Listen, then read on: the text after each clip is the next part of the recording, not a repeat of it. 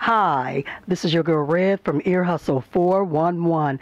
Today at the Global Mix, we are interviewing none other than Melissa Chapman. Melissa, how are you? I'm good. You made me sound so famous for a second. That was really exciting. Well, that's good.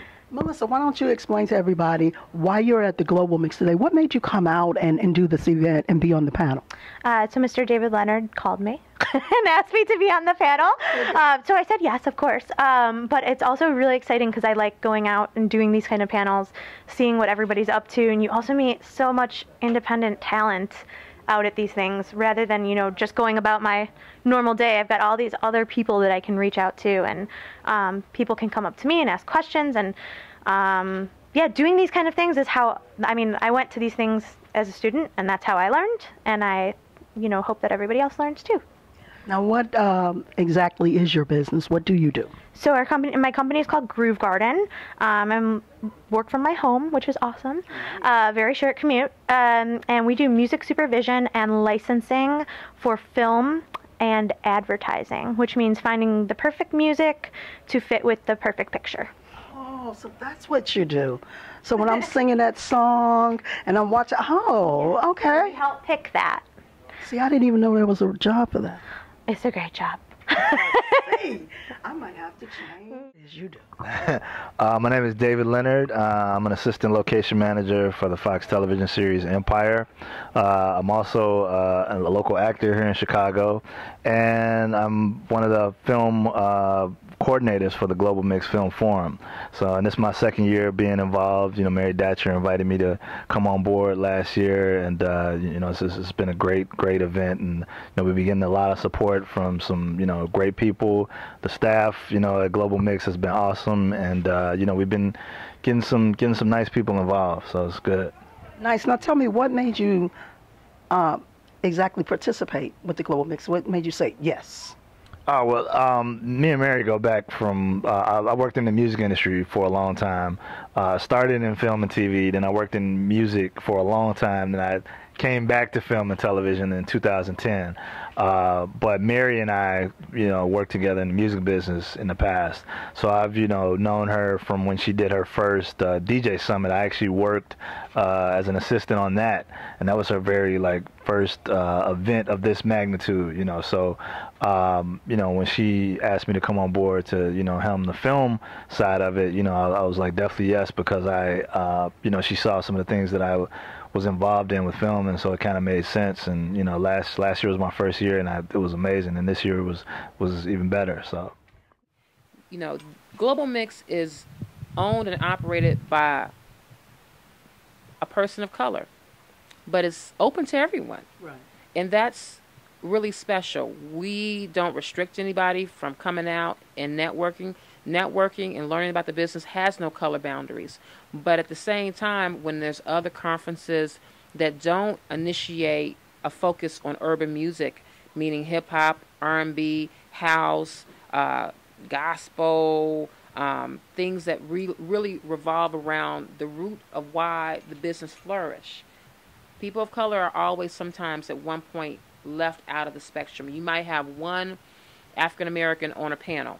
Correct. One Latino or two Latinos on a panel, and that's not cool. We try to make sure that we make people feel welcome, especially our young African Americans and young Hispanic students that are making incredible gains in both filmmaking, in both technology, graphic design, music production, sound engineering, all of that. There is a place for you, and you don't always have to do it out of your basement.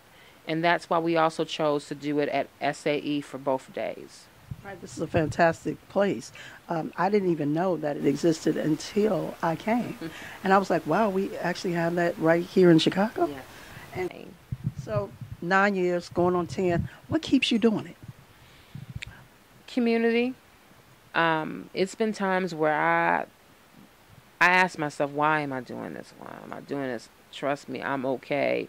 I have a great job, at the Chicago Defender, writing. I love writing, and I do my different marketing programs with GlobalMixx Media, and I love what I do. So yeah, this is an undertaking, but I know that we don't have it. We don't have anything like this for urban music.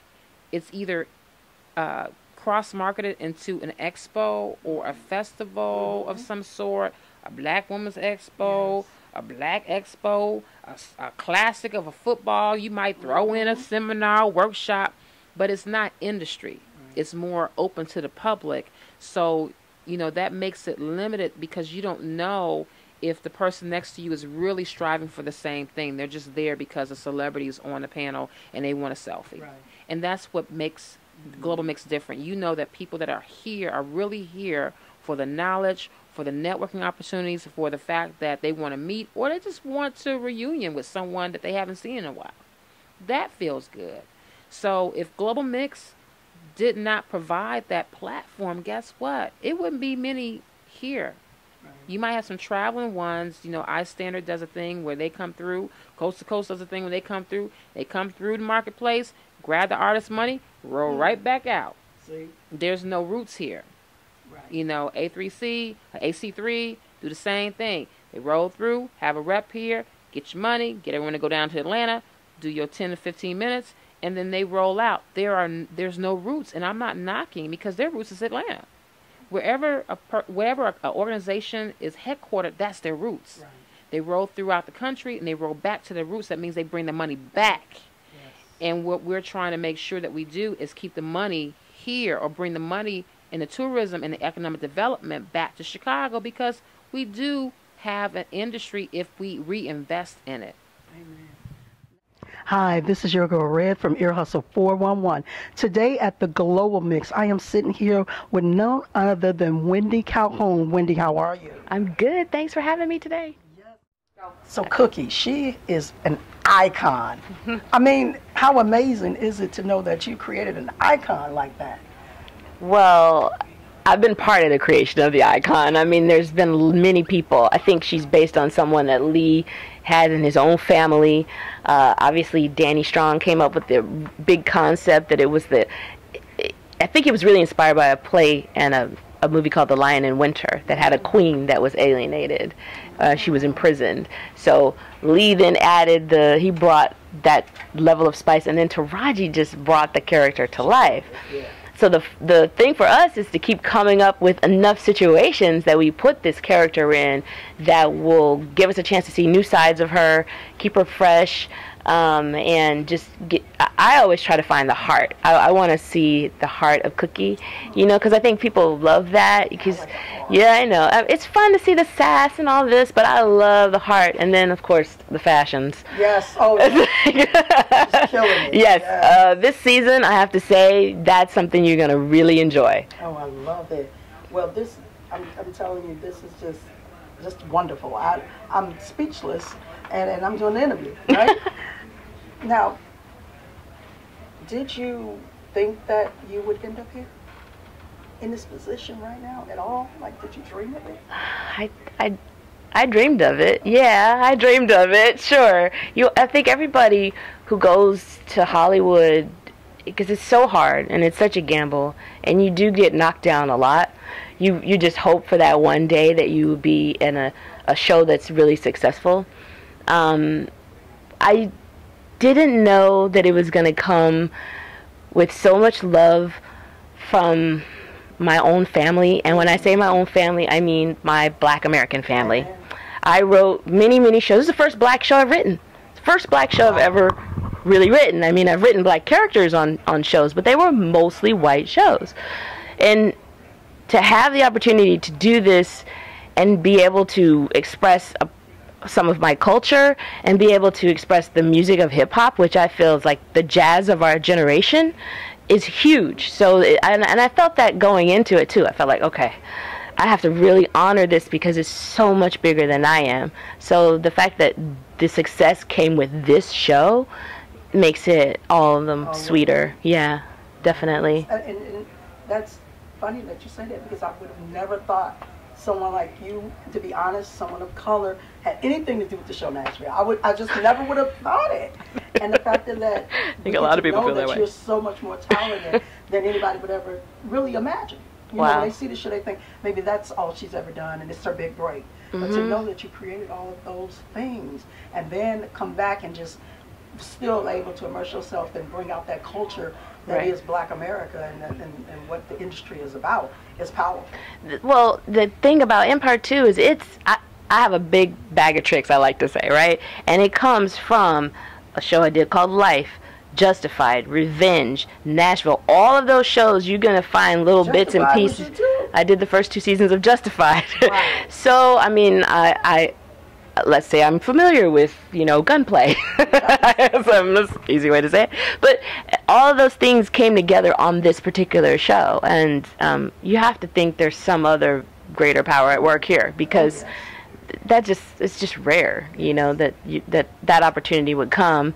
And I will not lie, I was very nervous when I left a very good job at Nashville to say, okay, I'm going to risk it all for this piece. So to have it get the reception it has really been sweet. But it is wonderful. We are so happy you did. So thank you for just taking that leap for us, because we're enjoying it. Good. And if you have words of wisdom for young ladies out there who want to make it to where you have made it, what would that be? Oh, wow. Words of wisdom. They're cliches, but they're true, and that's why they're cliches. Right. And it's, you know, never give up. You know, if there's something that you love to do, I think the thing I enjoy saying to many people who are trying is that you don't need anybody's permission to do it. Just do it. You want to write? Write. You want to be a filmmaker? Pick up your phone, start making films. You don't need to wait for doors to open or somebody to give you permission to be who you want to be. You can be it right now. Wow, fantastic. Well, we appreciate you, your time. We appreciate what you're doing with Empire. Keep it up. Keep us coming. Now, can you divulge any secrets for us? Well, have you seen the season 2 promo? I didn't get to see it. You didn't? No. Lucius is in an orange jumpsuit. Uh-oh. Oh, my Lucius, no. I love Lucius. Tables have turned. Ooh, this is going to be good. It's going to be fun. And when does this season air? I believe we start September 23rd, 3rd week of September, that Wednesday. Don't miss that.